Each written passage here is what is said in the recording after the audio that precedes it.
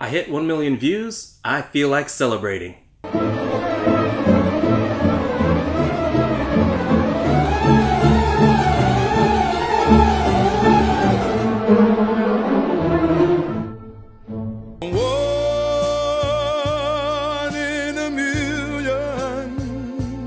I know, my channel is old, and a portion of those views are from my Bullworth days, but a milestone is a milestone, and I owe it all to you guys out there. The viewers who see my thumbnails and decide to check me out, the loyal subscribers who return again and again, and the viewers who really like the Human Centipede.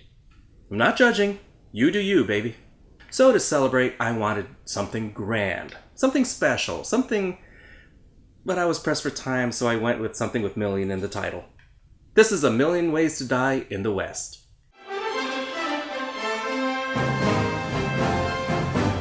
Welcome to Old Stump, Arizona, 1982. Albert Stark, played by Seth MacFarlane, yes, the guy from Family Guy, is your normal, everyday sheep farmer. I'm glad he's not one of those self-serving directors that would make his character an excellent sheep farmer. Stay humble. Draw, you son of a bitch! Look, I just feel like if we can talk this out, you know? One day he chickens out from a gunfight, and his girlfriend Louise, played by Amanda Seyfried, dumps him. I'm breaking up with you. I guess some women are just turned on by violence. I realize that I want something else. Ouch! Looks like he'll be riding alone into the sunset. He'll be fanning his six-shooter at high noon. Don't look now, the Magnificent Five are rolling into town. Are any of these cowboy masturbation jokes working? This is Edward, played by Giovanni Ribisi, a friend of Albert, and he's dating one of the local prostitutes, Ruth, played by Sarah Silverman. I had to give up. Subtle. You see, the joke is she's with 10 to 15 cowboys a day, but these two haven't had sex yet. We're not going to go through all 1 million ways the West can kill you, but we're going to try as many as we can. Outlaws, angry drunk people, scorned hookers, hungry animals, diseases, major and minor injuries, Indians, the weather. Totally blitzed, Albert does the Old West equivalent to drunk dialing his ex. At least he can't send a dick pic. He finds out Louise is seeing Foy, played by Neil Patrick Harris in a wicked mustache. I can give her a lavish home, warm blankets, wrapped candies. Total sploosh! Actually, yeah, gotta give him the sploosh. Albert decides to move to San Francisco while the rents are still manageable. Meanwhile, infamous outlaw Clinch Leatherwood, is that a porn name or what? Robs a local prospector, then sends one of his henchmen, Louis, and his wife Anna, played by Charlize Theron, to play low while they continue outlawing. So they come to Old Stump to lay low. And by laying low, I mean Louis shoots the pastor's son and starts a shockingly violent brawl. Shit! We got our own thing going on over here. Yeah, nobody needs to get in on this. We're both getting hurt pretty badly.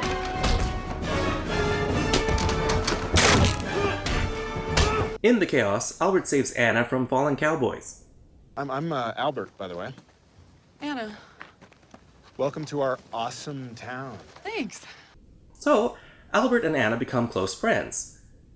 And close friends go to the fair together. And oh yeah, people die at the fair. It was a more dangerous time. These days, usually someone just gets stabbed. I have only the finest healing tonics and elixirs procured from the farthest corners of the globe. Good. Look at the ingredients. Cocaine, alcohol, morphine, mercury with chalk. Throw in some tiger blood and you got Charlie Sheen's breakfast. It's a small town, so you're bound to run into the ex. Make it look good. She's the new GF.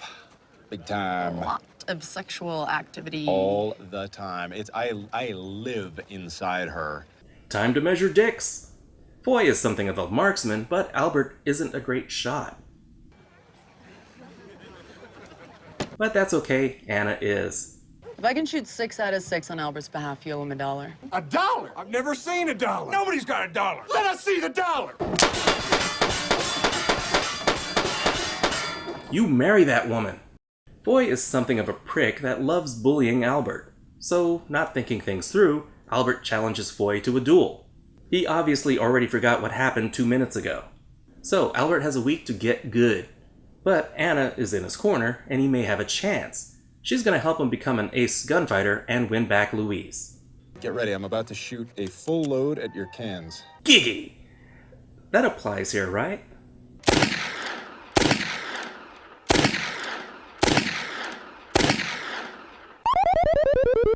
I don't know what you think I have going for me, but You're a catch. You're sweet. You're funny. You're smart. Did he write this? Yes, he did. Montage! Pot cookies! Groundhogs! Things! Sorry, I just channeled cinema sins for a second there. In jail for killing the pastor's son, Lewis escapes from jail. Very violently. The night before the dreaded duel, Albert and Anna attend an Old West rave. But you look fantastic. I look like Jane Austen threw up all over me. If it's not already obvious at this point, Albert and Anna mesh really well together. These two belong together. You'll see. I'm seriously shipping these two. Ugh, fucking Bill Maher. He was mean to Stan Lee. Again, small town, another run-in with the ex. So, big day tomorrow. Care for a last dance? With you? And you know Seth MacFarlane, he loves throwing in a song and dance routine. This song is actually pretty catchy. I look weird with a mustache. I've never been so intimidated by facial hair. Actually, there is one more intimidating. Foy humiliates Albert yet again, but Anna's got his back. Oh, I've seen this before. Ruhifnal, rape drug. 50 cents to the winner. You have the nicest guy in the world throwing himself at your feet, and here you are with this complete asshole. How are you so blind with eyes that big? Haha! I'm telling you, Albert, marry that woman. Aw, it begins. Oh wait, she's married. No, it's okay, there's nobody around. Well, shit. But it's okay, it's dark and he didn't see your plate. This movie could have had one of the greatest cameos that would have shocked the hell out of us. It would have been amazing. Except they spoiled it in the commercials.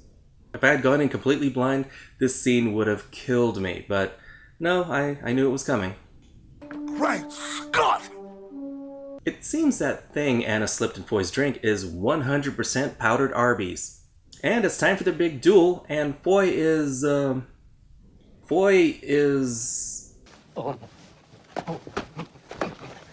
Oh man, that's nasty.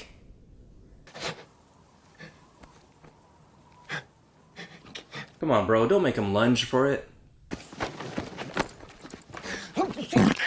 We've all been there, haven't we, folks? Something about the love and attention from an actual loving person and witnessing a man shit into a hat. listen, Foy, she's all yours. I've been reminded recently of what it's like to have somebody care about me. I didn't know you could just call these off. But it's for the best. Albert is still barely passable as a gunfighter, and Foy's hands are probably too slippery. Anna never showed up to the duel, leaving Albert feeling ghosted. After these messages, we'll be right back. Oh, you thought the story was over. Clinch is back, looking for the varmint that done kissed his wife, who, surprise, is Anna. So you're saying she's taken? Sorry, I had to do it. Nobody's talking, so Clinch kills Ryan Reynolds. Really, that's Ryan Reynolds. Either he meets me outside on the main thoroughfare at noon tomorrow, or I start killing more people. Albert knows what he has to do. Head for the hills, partner. Clinch is feeling amorous, but he's not the only thing rock hard. I can't leave him like that. Now I'll never forget the image of a flower planted in Liam Neeson's butthole. San Francisco is still in the cards. She had to give up his name, so he's in trouble. I never thought I'd meet someone like you, Albert. Clinch shows up, so makeup sex is out of the question. Albert! He always shoots on two. That might be helpful later. He's in a bad spot. He can't pull the wool over their eyes much longer. He really needs to get the flock out of here. Are these sheep jokes working at all? The cool thing about horse chases, you don't have to have the characters fumble for their keys. Shit. Just when things couldn't get worse, Albert is attacked by a wild rock. Anna is recaptured by Clinch, and Did he keep the flower? Albert is captured by the local natives. They're ready to light his ass on fire, but hesitate when they discover they're practically bros. Their leader, Cochise, is played by Wes Studi. He fills them in on the story and asks for advice. They respond with the good stuff. In a breach of drug protocol, he drinks the entire thing.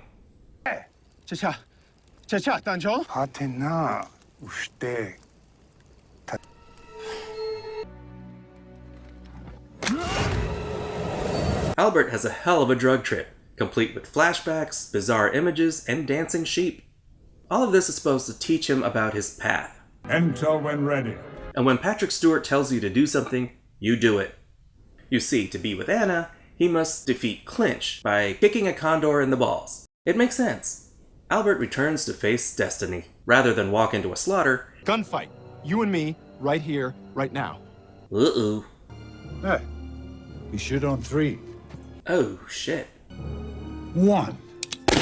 Albert wings him, but Clinch disarms him. Albert tries his best to stall, but why? Am I about to watch Liam Neeson shit in a hat? Nope, Albert knew how to shoot just good enough to wound. Hey, what's the matter, Clinch? You not feeling well? What's happening to me? To make up for accuracy, he decided to stack poison damage over time. Well, it's game over, partner. He's dead. You did it. The bad guys are rounded up, Anna's a widow, and Albert wins the day. Gollum tries to get with Albert, but Albert is like, Anna's my precious now. With the reward money, Albert buys enough sheep to cover Brokeback Mountain and start a new life with Anna. God, I can only imagine the smell. From the sheep. I'm sure Charlize Theron smells nice. And that was A Million Ways to Die in the West. From Family Guy to Ted to The Orville, Seth MacFarlane excels at representing the regular guy. Not all heroes have capes, not every hero has to be perfect, spectacular, or amazing. I'm not saying these characters are not special or inferior in any way. These guys are much more relatable than superheroes. These are schmoes with normal lives, just like us. Anna plays pretty well against Albert. They have similar reactions, similar thoughts. They both stick out. They don't belong. Neither of them fit in this world as much as they fit together. Neil Patrick Harris makes me question my self-worth by not having a mustache.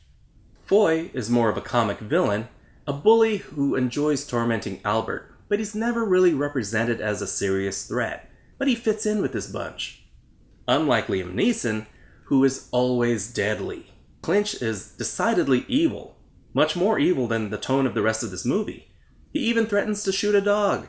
This also makes him stand out as a threat, far outclassing everyone else in this movie. He's not cute, he's not making any wry observations, he's a killer, plain and simple. And Liam Neeson was born to play a cowboy villain. I didn't mind the accent at all. Edward and Ruth set up a running gag that does evolve over the runtime, so it's not exactly the same joke run into the ground, that make the best of a hilariously filthy subplot.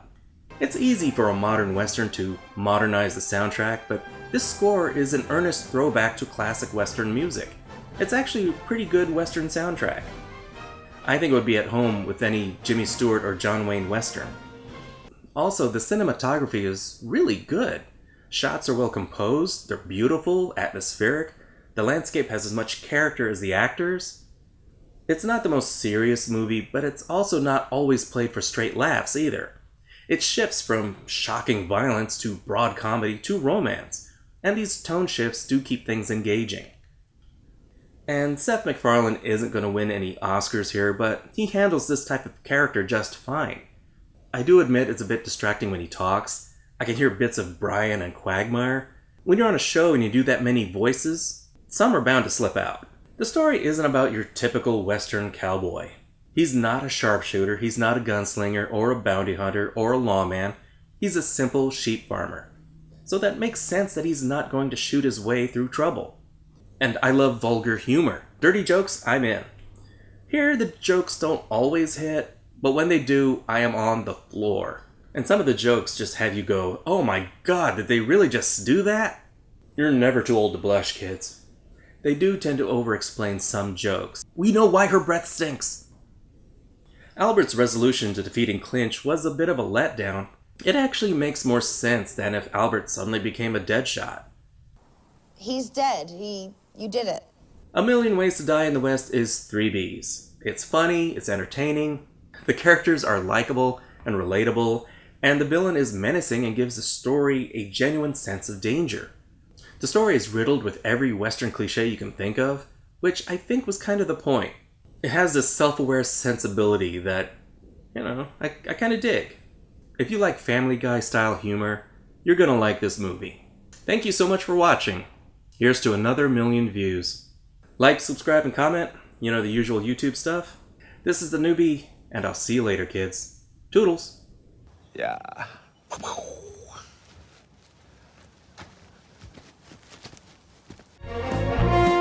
Cowboys and pioneers, come lend your eyes and ears. I've got the need to testify. Don't try to build your nest out in the open west, 'cause there's a million ways to die.